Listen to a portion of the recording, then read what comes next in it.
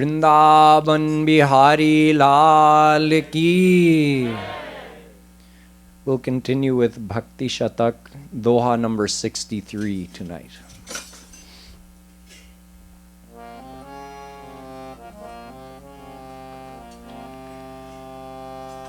जय राधे कृष्ण राधे राधे राधे कृष्ण राधे।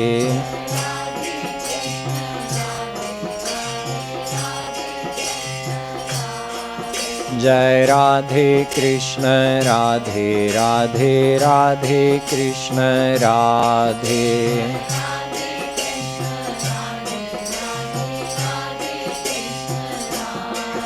जय राधे कृष्ण राधे राधे राधे कृष्ण राधे।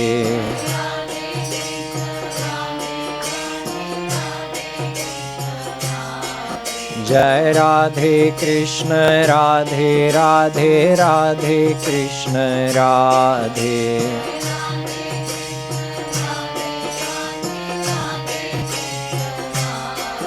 जय राधे कृष्ण राधे राधे राधे कृष्ण राधे।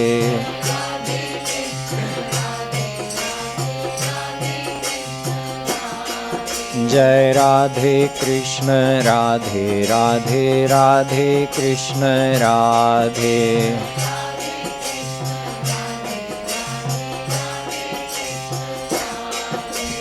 जय राधे जय राधे राधे।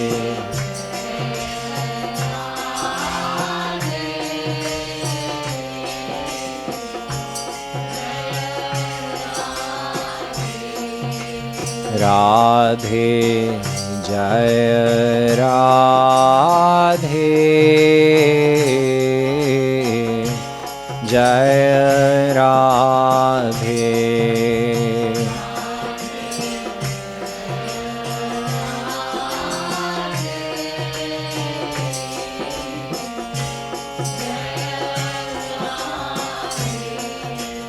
कृष्ण जय कृष्ण जय कृष्ण।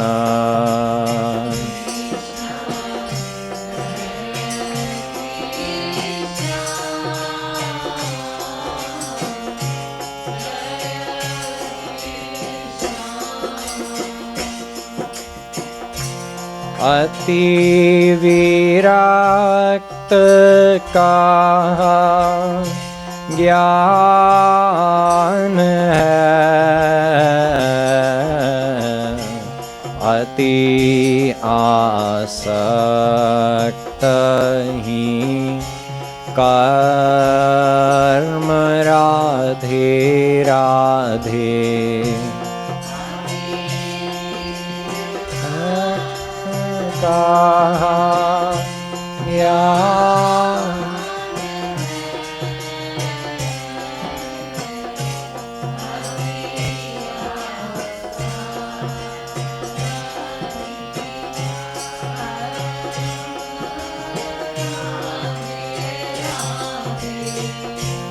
अति विरक्त का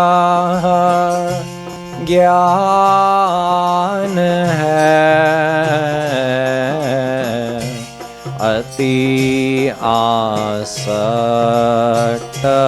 ही कर्म राधे राधे।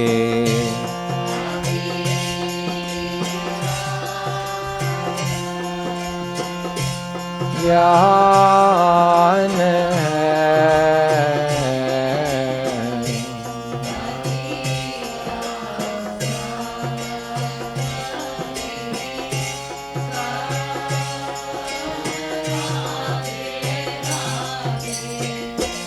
जीव मात्र जीव मात्र का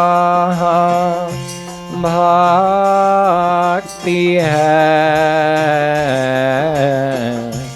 यह अधिकारी मर्म राधे राधे मात्र का भक्ति है।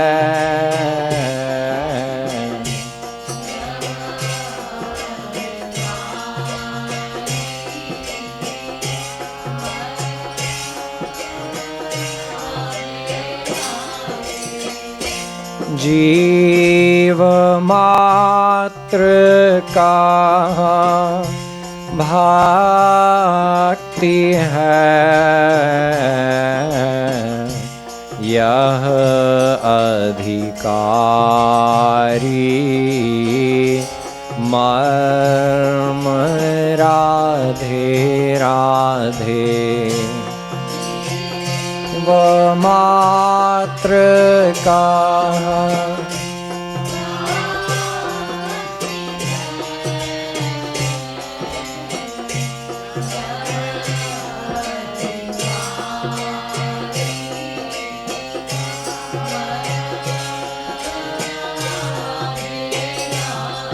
जय राधे कृष्ण राधे राधे राधे कृष्ण राधे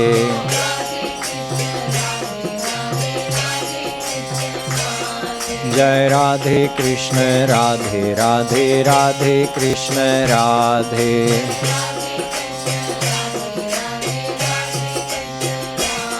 जय राधे कृष्ण राधे राधे राधे कृष्ण राधे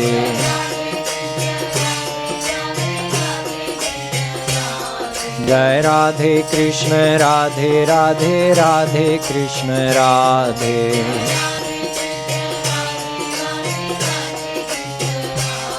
जय राधे कृष्ण राधे राधे राधे कृष्ण राधे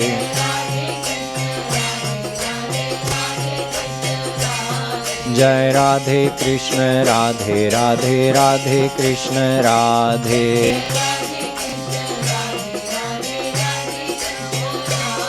जय राधे कृष्ण राधे राधे राधे कृष्ण राधे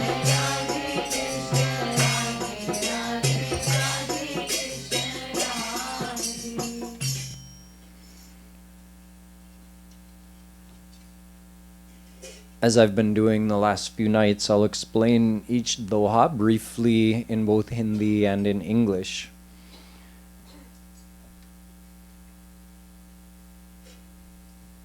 पिछले कई दोहों में कृपालु जी महाराज बता रहे हैं कि 5 पॉइंट्स हैं, 5 शर्तें हैं सही मार्ग के निर्णय करने के लिए। एक अन्वय माने क्या इस मार्ग से लक्ष्य प्राप्ति हो सकती है। एक व्यतिरेक क्या इस मार्ग के बिना लक्ष्य प्राप्ति असंभव है। नंबर 3 अन्य निरपेक्षता क्या इस मार्ग कोई दूसरे मार्ग की अपेक्षा करता है, नहीं करना चाहिए सही मार्ग। नंबर 4 क्या इस मार्ग में सनातनत्व है, अमरत्व है, यानी फल देने के बाद या मार्ग भी खत्म हो जाता है और जो फल दिया था वो भी एक दिन खत्म हो जाता है, मर जाता है। ऐसा नहीं होना चाहिए। मार्ग भी सदा रहे, अनादिकाल के लिए, और जो फल वो मार्ग देता है वो भी अनादिकाल तक रहे। और सर्वत्रकिता, सर्वत्रकिता का मतलब है कि क्या यह मार्ग का कोई खास अधिकारित्व है, माने क्या सब के लिए है या केवल कुछ क्वालिफाइड लोगों के लिए ही है। तो सब के लिए होना चाहिए, सही मार्ग सब के लिए होगा। और वो सही मार्ग सब कहीं किया जा सकता है। जो साधना है उस मार्ग में कोई पाबंदी नहीं होना चाहिए, न देश का न काल का। इसको बोलते हैं सार्वत्रिकता, सर्वत्र सर्वदा करना चाहिए ये मार्ग, जो सही मार्ग है।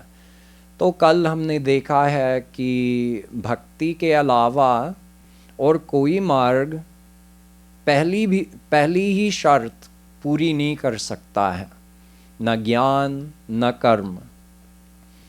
यानी कर्म अपने आप भगवत प्राप्ति नहीं करा सकती है, माया निवृत्ति नहीं करा सकती है। ज्ञान मार्ग भी भक्ति के बिना माया निवृत्ति या आनंद प्राप्ति नहीं करा सकता है। भक्ति ही अकेला मार्ग है जिससे हमारे लक्ष्य की प्राप्ति हो सकती है। भक्ति से ही आनंद प्राप्ति यानी भगवत प्राप्ति संभव है, भक्ति से ही माया निवृत्ति संभव है। तो दूसरी शर्त व्यतिरेक वो भी भक्ति के लिए ही लागू होगा, भक्ति ही इस दूसरी शर्त भी पूरी कर देता है। भक्ति के बिना हमारा लक्ष्य प्राप्त नहीं हो सकता है। तीसरा हमने वो भी देखा था कल कि अन्य निरपेक्षता केवल भक्ति में है, क्योंकि कर्म तो भक्ति की अपेक्षा करता ही है।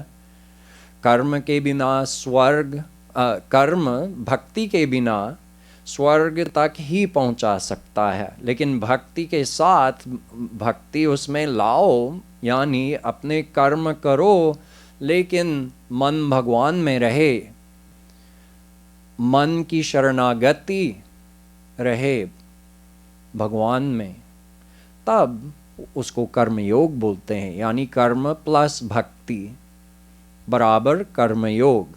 कर्मयोग आनंद प्राप्ति करा सकता है, माया निवृत्ति करा सकता है, क्योंकि भक्ति उसमें है।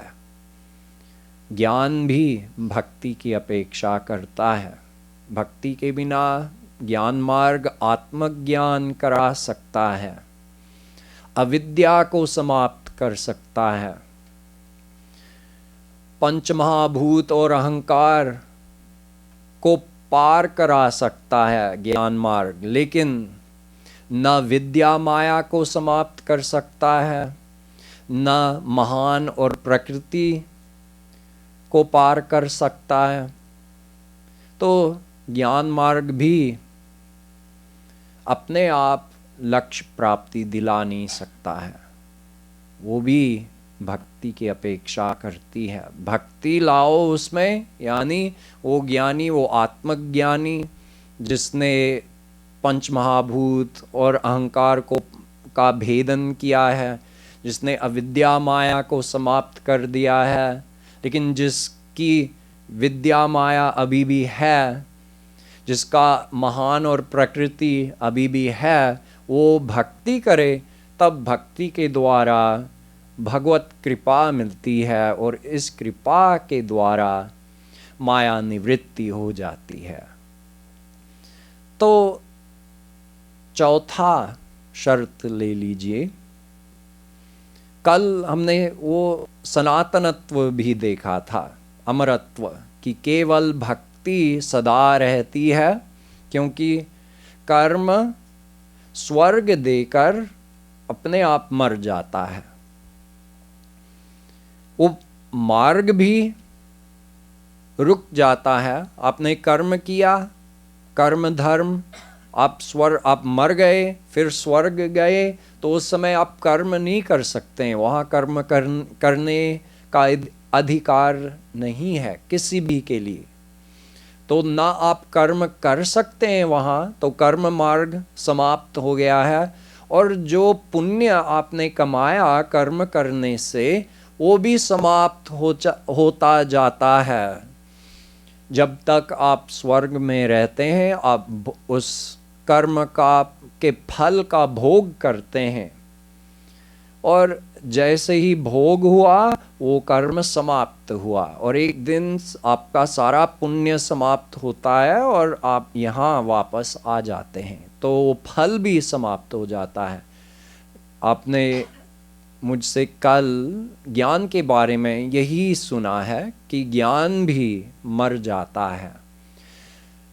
ज्ञान अज्ञान को समाप्त करके स्वयं मर जाता है, स्वयं समाप्त हो जाता है, क्योंकि ज्ञानी समाधि में लीन हो जाते हैं, और समाधि में ज्ञाता, ज्ञेय और ज्ञान, वो त्रिपुटी जिसे बोलते हैं, वो तीन चीज़ें एक हो जाते हैं। तो फिर कौन किसको जाने? ज्ञान भी समाप्त समाधि में भी और मोक्ष में भी, क्योंकि मोक्ष की अवस्था में मन ही नहीं रहता, अंतःकरण ही नहीं रहता, तो कौन जाने? आत्मा तो ज्ञाता है, जानने का पोटेंशियल है आत्मा में, जान सकता है आत्मा, लेकिन उसको अंतःकरण की ज़रूरत है। अंतःकरण है अपने साथ में, तब उस उपाधि से आत्मा जान सकती है। लेकिन अंतःकरण के बिना कोई कुछ नहीं जानता है, कोई अनुभव भी नहीं होता है, न सुख का न दुख का। तो ज्ञान भी मुक्ति देकर मर जाता है, लेकिन भक्ति सदा रहती है। हम अभी साधना भक्ति कर रहे हैं, फिर हम भाव भक्ति में प्रवेश करेंगे। भाव भक्ति की परिपूर्णता होने पर, अंतःकरण शुद्धि 100% होने पर, फिर दिव्य भक्ति मिलेगी हमको, जिसे प्रेमा भक्ति कहते हैं, सिद्धा भक्ति कहते हैं। और वो सिद्धा भक्ति सदा रहती है, वो भगवान की सबसे अंतरंगा शक्ति है, वो प्रतिक्षण वर्धमान भी है। भगवान भी हमारी भक्ति करेंगे, भगवत प्राप्ति के बाद हम उनकी भक्ति भी करेंगे भगवत प्राप्ति के बाद, तो भक्ति सदा रहती है। तो भक्ति ही अन्वय, व्यतिरेक, अन्य निरपेक्षता और अमरत्व यानी सनातनत्व, ये 4 शर्तें जो हैं, भक्ति ही उन सब को पूरी कर देती है। तो अब 5वां लीजिए, सार्वत्रकिता, यानी कौन अधिकारी है इस मार्ग के लिए। जगतगुरु श्री कृपालु जी महाराज कहते हैं कि ज्ञान मार्ग के लिए अति विरक्त होना चाहिए। भागवत में लिखा है कि निर्विन्नानां ज्ञान योगः, पूर्ण निर्विन्न होना चाहिए। निर्विन्न का मतलब है कि कोई आसक्ति नहीं, कोई कामना नहीं, कहीं जड़ वस्तुओं में भी और चेतन वस्तुओं में, हमारे रिश्तेदारों में, कहीं भी अटैचमेंट न होना चाहिए। ये पूर्ण निर्विन्न है। और मन पर कंट्रोल होना चाहिए, पूर्ण अनुशासन होना चाहिए मन के ऊपर। वो ज्ञान मार्ग के लिए अधिकारी है। और कर्म के लिए वैसे हम कहते हैं कि कर्म के लिए उसी श्लोक में कहा है कि कर्म किस लिए है? जो अति आसक्त है। ज्ञान अति अनासक्त, अति विरक्त के लिए है, और कर्म अति आसक्त के लिए है। वो कर्म करे। लेकिन कर्म में, कर्म मार्ग में बहुत सारे नियम होते हैं, विधि निषेध बोलते हैं, डूज एंड डोंट्स। तो उसका पालन करना बहुत मुश्किल है। वो जो अति आसक्त है संसार में और वो संसार का भोग करना चाहता है, उसके लिए अच्छा है कि देखो ये कर्म करो, ऐसे अनुशासन से रहो, ये सात्विक कर्म करो, ये दान करो, ये वैदिक कर्म करो, फिर स्वर्ग मिलेगा या अगले जन्म में अच्छा फल मिलेगा। और उसका दूसरा परिणाम क्या है? धीरे धीरे धीरे धीरे धीरे धीरे ऐसे सात्विक कर्म करने से, ऐसे अनुशासन से रहने से उसका मन थोड़ा डिसिप्लिन में आ जाता है और थोड़ा सा धीरे धीरे सात्विक होता जाता है। उसको असली आनंद नहीं मिलेगा ऐसे करने से, लेकिन कम से कम सात्विक गुण थोड़ा बढ़ेगा उसके मन में। उसके कारण एक दिन सोचेगा कि क्या इससे मुझे असली आनंद मिल रहा है? नहीं मिल रहा है। अच्छा, इसके आगे क्या है? तब वो सुनने को तैयार होगा कि भगवान असली आनंद है और भगवान को प्राप्त करने के लिए भक्ति करनी पड़ेगी। लेकिन जो अभी उसे सुनने को तैयार नहीं है वो कर्म करे, ठीक है, लेकिन कर्म मार्ग में बहुत विधि निषेध है, इसलिए उसका अधिकारित्व भी बहुत मुश्किल है। लेकिन भक्ति सब के लिए आसान है। जीव मात्र लिखा है, जीव मात्र कहाँ भक्ति है। न निर्विन्नो नातिसक्तो भक्ति योगो। भक्ति योग जो है वो किस लिए है? जो न अति आसक्त है और जो न निर्विन्न, न पूर्ण निर्विन्न है, यानी हम सब लोग। हम तो ज्ञान मार्ग के लिए अधिकारी नहीं है, यहाँ कोई पूर्ण निर्विन्न नहीं है, मैं भी नहीं हूँ, लेकिन हम इतने आसक्त भी नहीं हैं कि हम ये नहीं रियलाइज करते हैं कि इस संसार में दुख भी है, सुख भी है।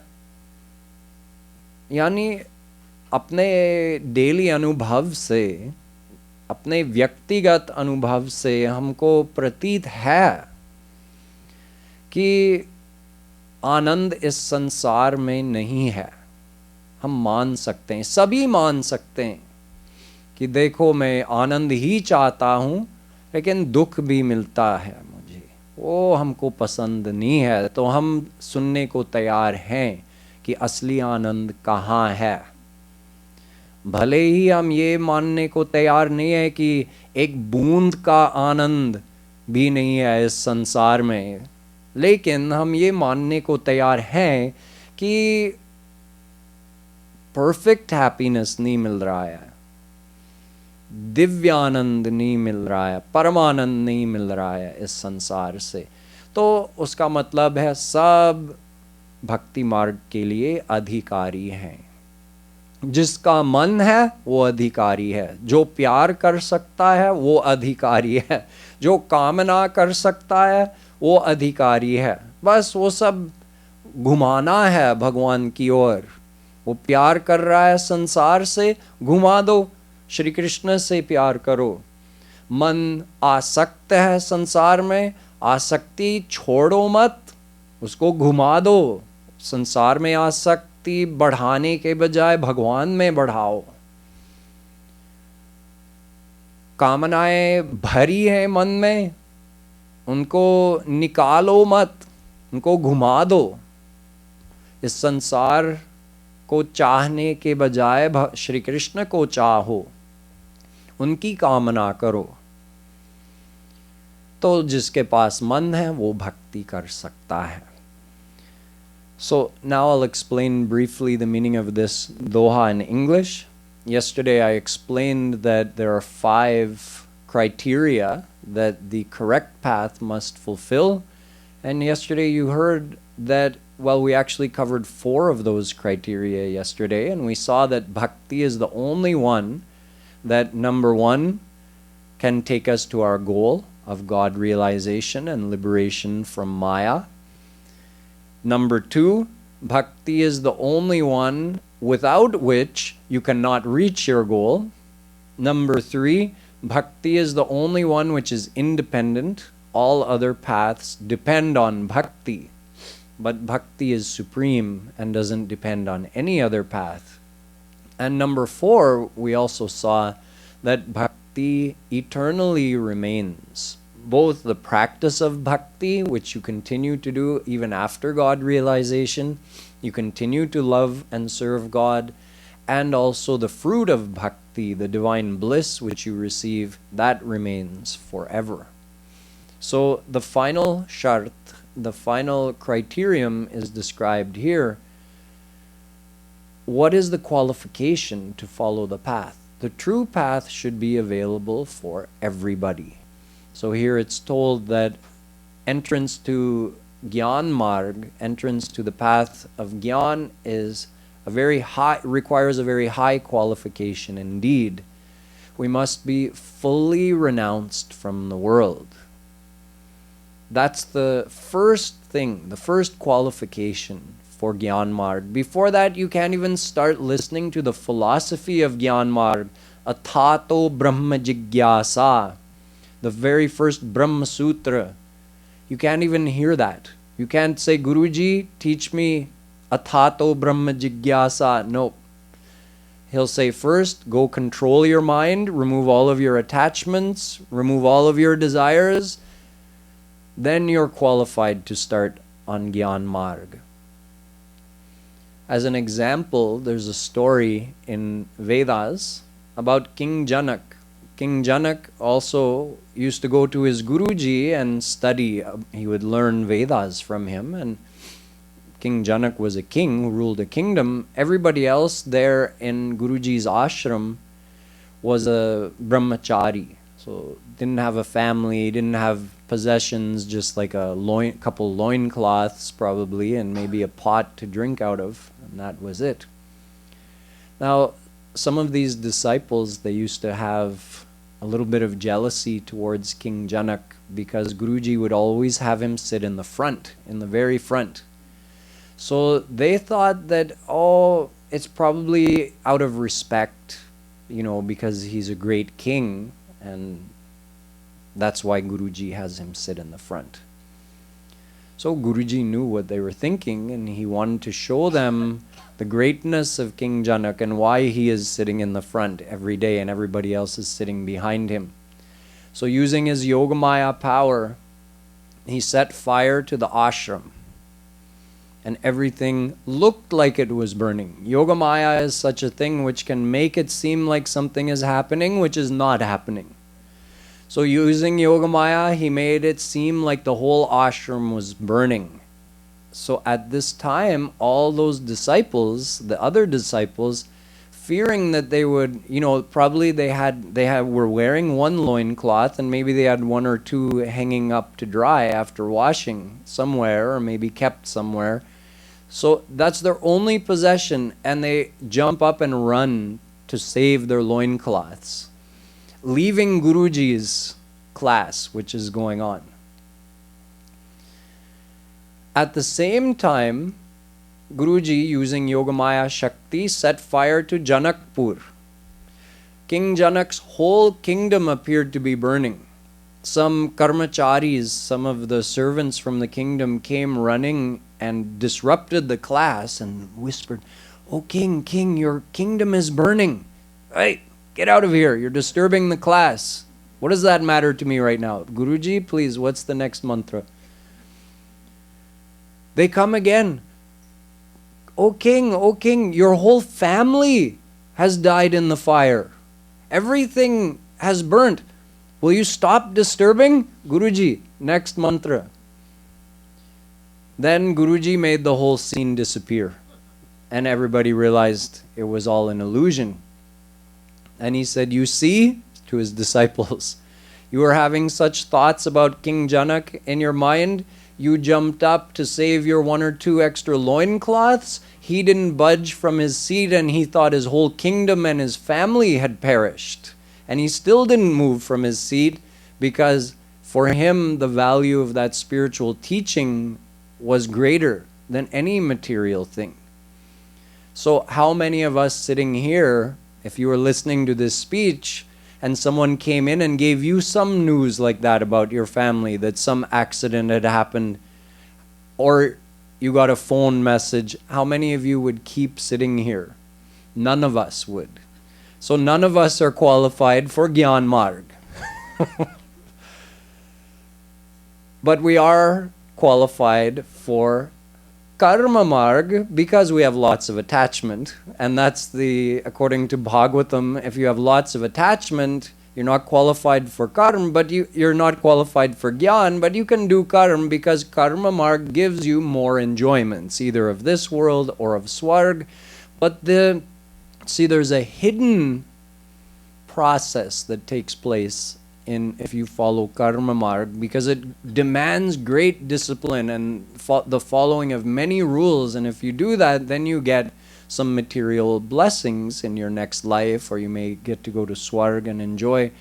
So although the person practicing Karma may have their eye on that goal, but because they're required to follow this discipline and lead a sattvic life and make many sacrifices and do good actions to help other people, even if they're just doing it all for their own enjoyment in Swarg or in their next life, at least a little bit, it's increasing the sattvic quality of their mind. So it's bringing them slowly in the right direction. And eventually they'll ask the question, can I really find happiness in this world? Then they're ready to hear about God. But actually, practicing karma is very difficult. There are so many rules, and very strict rules. If you don't abide by them, then instead of getting any benefit, you actually get punished. You could even end up going to Narak. So Karma Marg is also actually quite difficult to follow. But bhakti is for everybody. Purusha napunsak nari nar jiva chara charakoya sarva bhav bhaj kapat taji mohi param priya soy. Bhagwan Ram says that anybody, no matter who they are, if leaving all chalaki, deception, kapat, meaning internal crookedness, leaving all of that and becoming simple and straightforward and innocent before God, if someone wholeheartedly surrenders to Him, loves Him, then they're the most dear to Him. So anyone can qualify for bhakti. You don't have to be highly intelligent. You don't have to be highly respected. There's no qualification. Just desire God. That's it. So we see that only bhakti has satisfied this fifth shart, this fifth criterion, that it must be for everybody. So it's abundantly clear now that bhakti is the only correct path to God. Other paths are also described in the scriptures, but they depend on bhakti to complete them. So bhakti is the only supreme path which stands on its own. We'll go ahead and sing further ahead.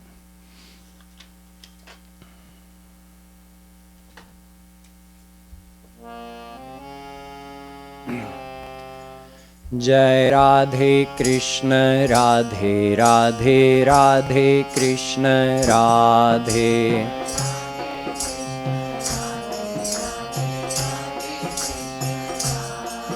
Jai Radhe Krishna Radhe Radhe Radhe Krishna Radhe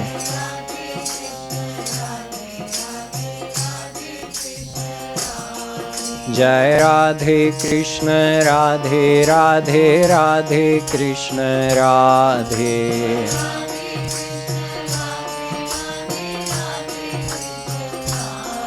Jai Radhe Krishna Radhe Radhe Radhe Krishna Radhe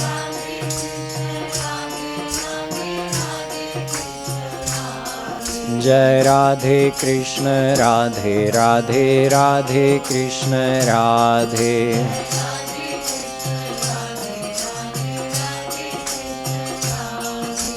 जय राधे जय राधे।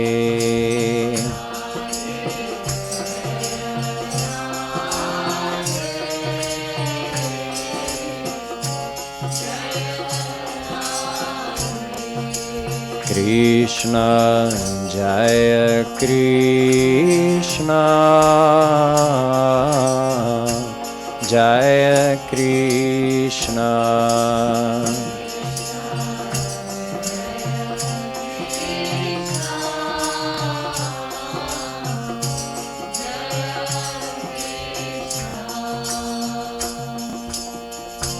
कर्म ज्ञान अरु योग को जो भी फल श्रुति गाय राधे राधे।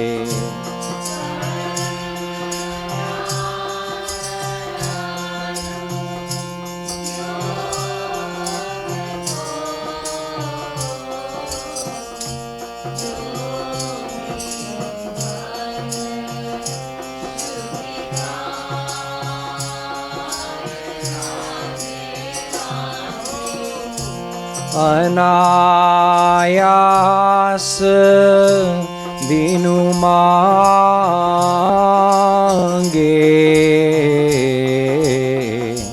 भगत सकल फल पाए राधे राधे। आयास बिनु मांगे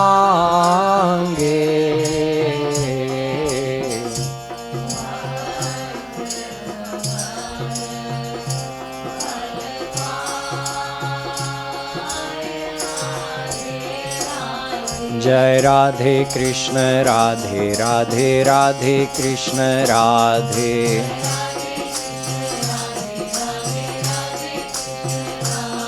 जय राधे कृष्ण राधे राधे राधे कृष्ण राधे।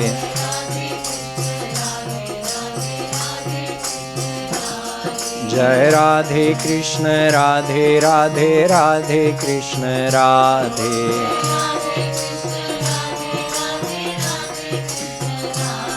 जय राधे कृष्ण राधे राधे राधे कृष्ण राधे।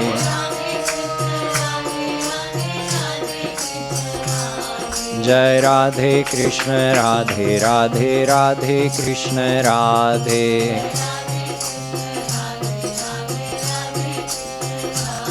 जय राधे कृष्ण राधे राधे राधे कृष्ण राधे।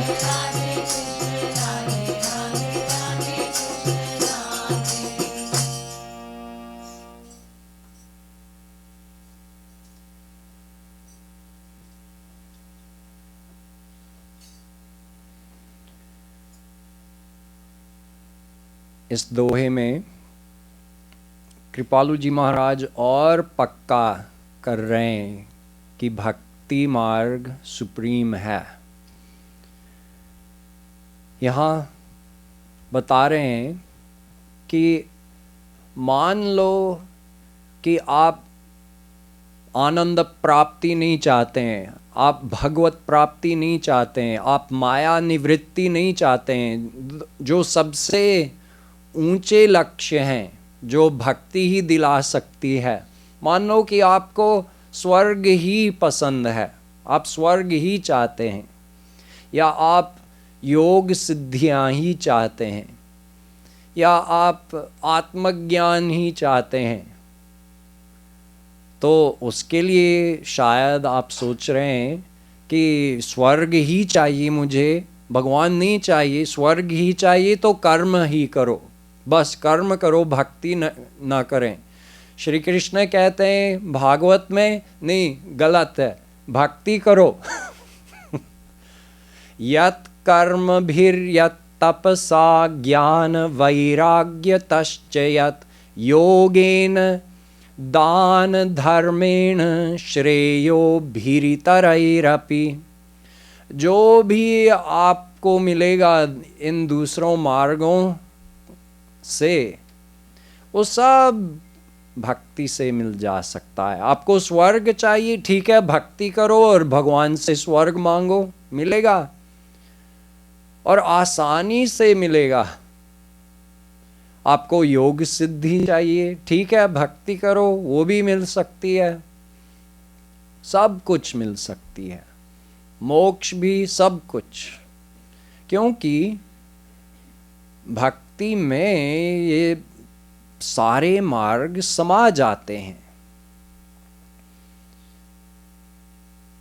जब आप शरणागत हो जाते हैं और भगवान सामने आ जाएंगे, आप कुछ भी मांग सकते हैं। और ये भक्ति मार्ग कर्म करने से या ज्ञान करने से बहुत आसान है, जैसे आपने अभी अभी सुना है। तो वैसे लक्ष्य सही नहीं है। यदि कोई स्वर्ग लक्ष्य, अपना लक्ष्य बनाता है, फिर भी वो भक्ति से करने से ही, कर्म न करने से और भक्ति ही करने से उसको स्वर्ग मिल सकता है। देखिए, कोई ये प्रश्न कर सकता है कि 5 ऋण बताए हैं हमारे शास्त्रों में कि उन 5 ऋणों से उऋण हो के किसी को मोक्ष मिल सकता है। एक है देव ऋण, एक है ऋषि ऋण, एक है भू ऋण, एक है नृ ऋण, एक है पितृ ऋण।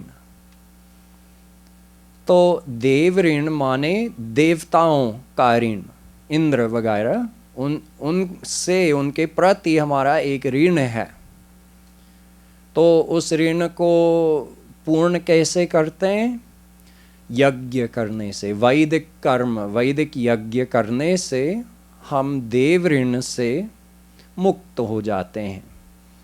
एक है ऋषि ऋण।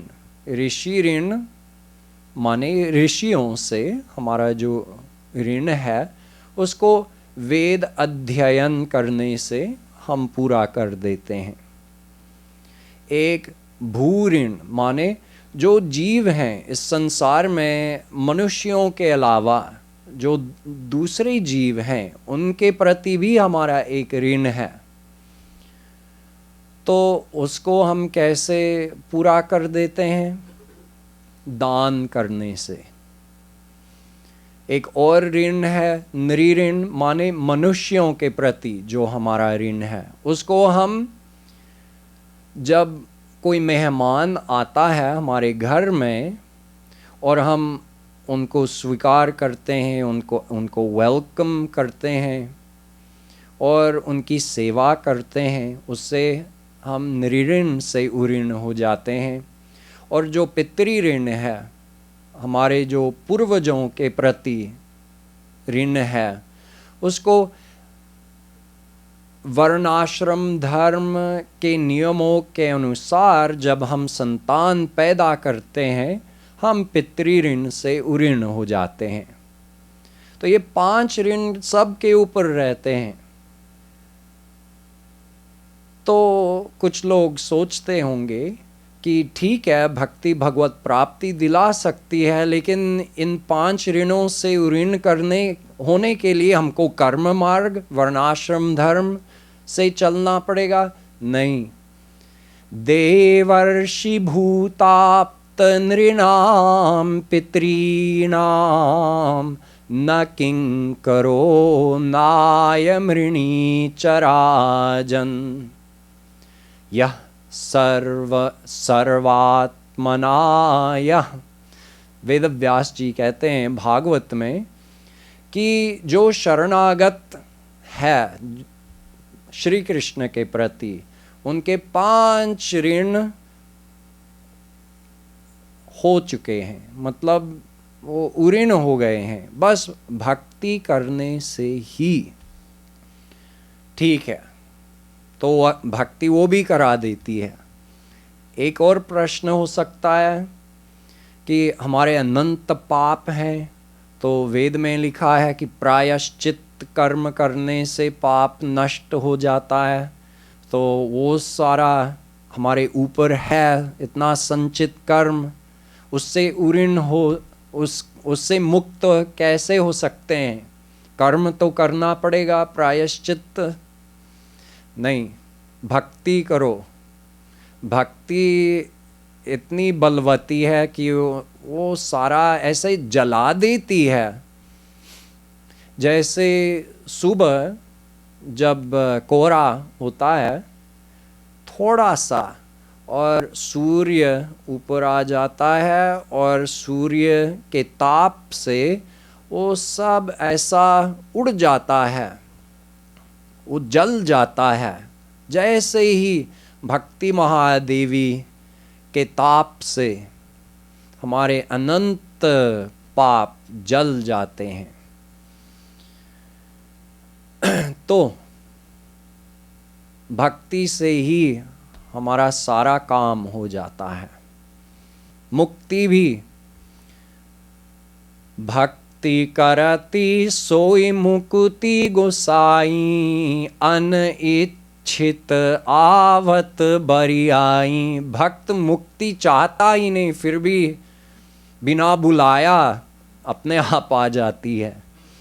तो ज्ञान की कोई ज़रूरत नहीं है, कर्म की कोई ज़रूरत नहीं है, योग की कोई ज़रूरत नहीं है। एक बार इसको तो मैं अंग्रेज़ी में समझाऊंगा, रुकिए एक minute. So the English meaning of this doha is that bhakti gives the results of all other paths. Even if you think, I don't want God realization, I don't want liberation, which only bhakti can give. Maybe you just want to go to Swarg, or you just want yogic siddhis, whatever it may be. Even that is attainable through bhakti. And bhakti is so much easier to follow than any of those other paths. So even if you just want Swarg, you could still get that through bhakti, because bhakti gives the results of all other paths. It gives you freedom from your 5 rin, your 5 debts that you have to your ancestors, other living beings, other human beings, the devtas, and to the rishis. These are 5 debts which every human being is under. And by following the laws of the Vedas, in other words, by following karma, dharma, one becomes free of those debts. Yet simply by practicing bhakti, we automatically fulfill all of those debts. Our ancestors are pleased, the rishis are pleased, the devtas are pleased, other living beings are pleased. Human beings also get benefit from our bhakti. So bhakti takes care of all of that. All of our past sins, there's prayashchit karma, which can be followed in the Vedas. So one by one you can atone for your past sins. Bhakti is much more efficient. Bhakti sets fire to the whole pack, the whole lot of past sins, and burns them all. And mukti also, liberation, is given by bhakti without even asking for it. So bhakti satisfies or gives freely all of the results of all the other paths. Even if someone wants yogic siddhis. One time, a devotee of Shri Krishna, Eknath, he was walking with a devotee of Nirakar Brahm, a yogi, Gyaneshwar. They were walking from Maharashtra up towards Vrindavan. So on the way they went through Rajasthan, and parts of Rajasthan are very arid, desert. So they walked, and as they were walking they were discussing spiritual matters, and they came upon a well, but the water in the well was 200 feet down.